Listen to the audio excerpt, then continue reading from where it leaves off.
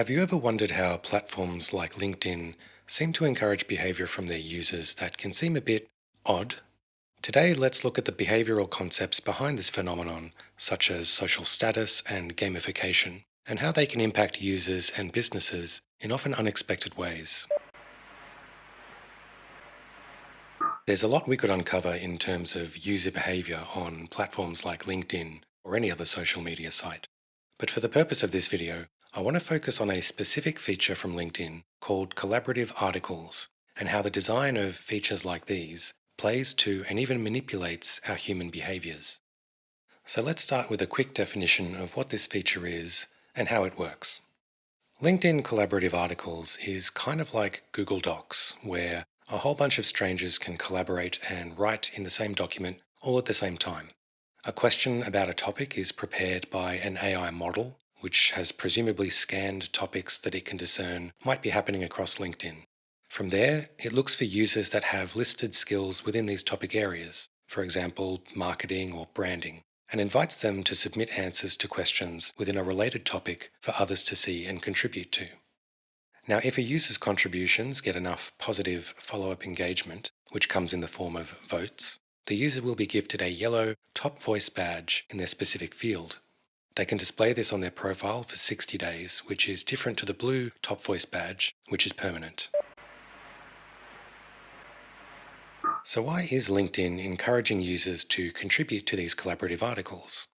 Well, their official simplified statement is that they want to unlock nearly 10 billion years worth of knowledge to help you tackle everyday work problems.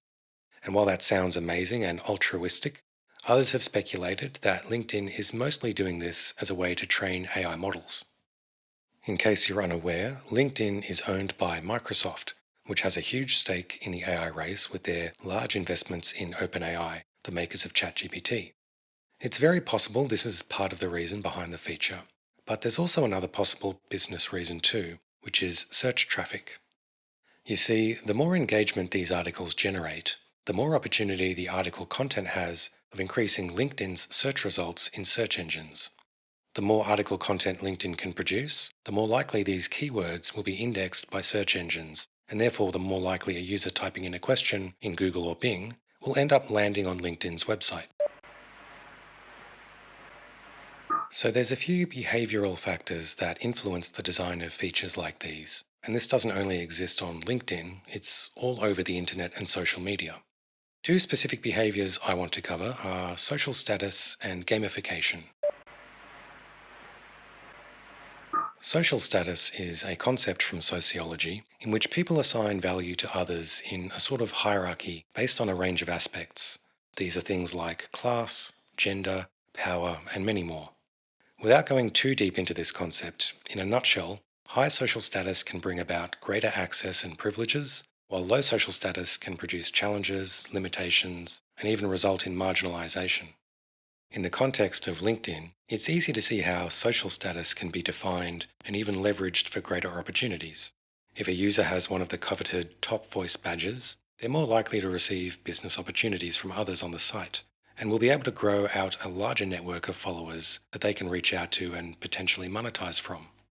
These collaborative articles, promising the potential of gaining even a temporary top voice badge, has millions of users flocking to contribute to them. And it's not because they're simply trying to be helpful to those who might read their advice, but because they want to grow their social status on the platform. The other key factor is gamification. This is another deep topic we won't go too into, but to give you a quick idea of what it is and how it works, you could say it's a way of using elements from games in non-game contexts.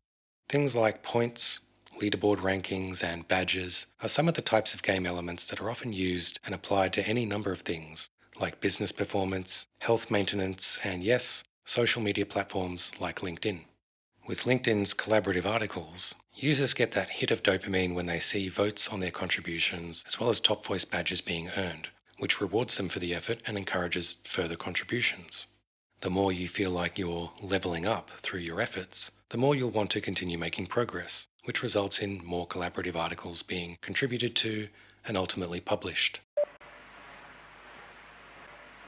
Now, while there are millions of people who have contributed to these articles, It's unclear how many users reading them have actually found the answers to be useful or valuable in solving their own questions and problems. Given the motivational mechanics behind this design, it's more likely that users are contributing simply for their own benefit rather than to meaningfully solve the problems of other readers. Beyond that, a large portion of answers provided to these articles appear to have come from generative AI tools themselves, meaning the AI that asked the question in the first place is being responded to by another AI, with a person simply being the messenger in the middle. If these types of articles and generic, possibly AI written contributions continue, then it may very well create a much worse off product. As I've mentioned in previous videos, every negative interaction a customer has with a product worsens the customer relationship over time. This might result in LinkedIn users ultimately disengaging from using the platform outside of the occasional job search, or even abandoning it altogether. So let's assume that LinkedIn's intentions for this feature were genuine, and they truly want to unlock the collective intelligence of their users to help each other. There are a couple of ways I would approach redesigning such a feature to make it more effective and reduce risking harm to the perception of their product. The first would be to explore counter-motivational mechanics in order to prevent low-quality contributions.